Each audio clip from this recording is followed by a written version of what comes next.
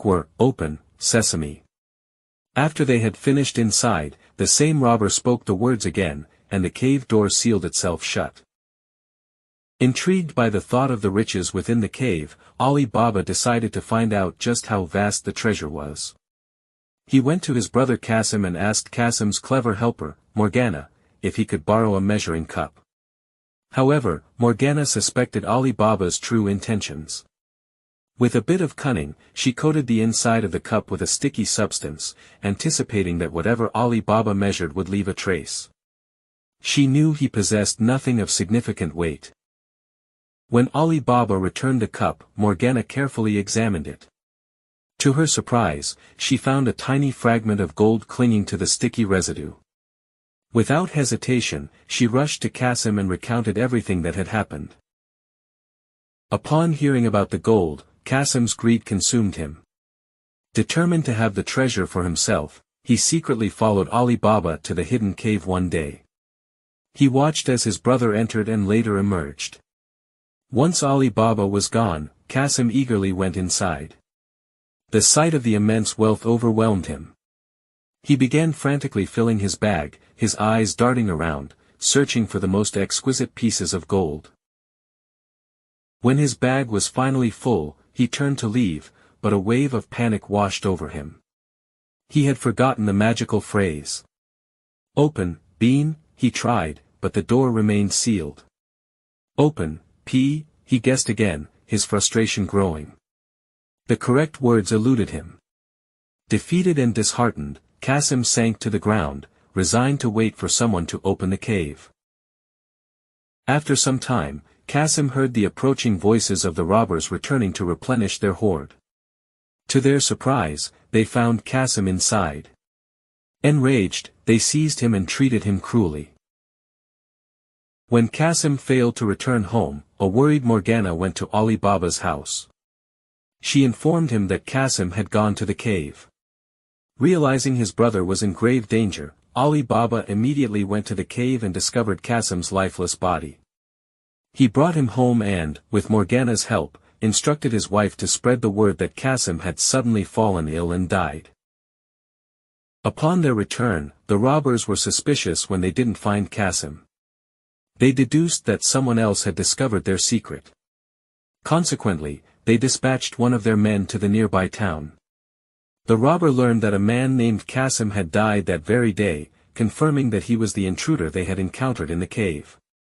To identify the correct house, the robber discreetly marked Ali Baba's door, intending for the other robbers to target that house and silence Ali Baba before their secret was further exposed.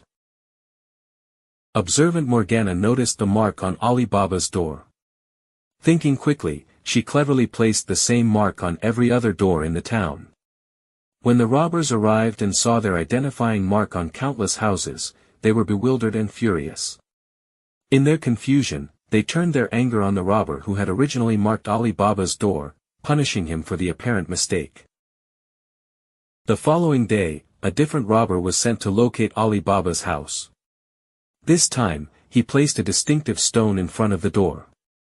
Once again, the resourceful Morgana anticipated their plan. She replicated the robber's tactic, placing similar stones in front of all the other houses in the neighborhood.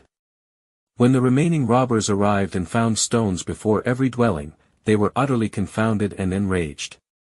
Blaming the second robber for their failure, they subjected him to the same harsh treatment as the first. The leader of the robbers was far from pleased with his men's repeated failures. Determined to take matters into his own hands, he devised a cunning plan.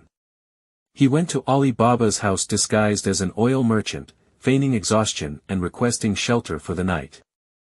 He asked if he and his numerous large jars of oil could stay until morning. Unbeknownst to Ali Baba, these weren't ordinary oil jars, the other robbers were secretly concealed inside them, lying in wait to harm him. That evening, as Morgana was preparing supper, her sharp eyes noticed the robbers concealed within the oil jars. Realizing the imminent danger to Ali Baba, she knew she had to act swiftly. With remarkable presence of mind, she heated a large quantity of oil until it was scalding hot and then poured it into each of the jars where the robbers were hiding. Later, the robbers' leader went to check on his men. To his horror, he discovered that they had all been severely burned and were in no condition to assist him. Enraged and desperate, he turned his attention to Ali Baba, attempting to attack him directly. However, the quick-thinking Morgana intervened, bravely confronting the boss robber and injuring him as well. Ali Baba, witnessing these extraordinary events, was astonished and questioned Morgana about what had transpired. Calmly, she recounted the entire sequence of events, revealing the robber's treacherous plot and her courageous actions. Overjoyed and deeply grateful that Morgana had saved his life, Ali Baba rewarded her extraordinary bravery by granting her, his wife, and their child their freedom. Generous by nature, they shared the vast treasure with the less fortunate people in their town. Ali Baba was now a wealthy man. He no longer needed to toil away cutting wood and lived a life filled with happiness and contentment. Moral: the story of Ali Baba illustrates that greed and dishonesty lead to ruin, while cleverness, kindness, and honesty can bring about safety and prosperity.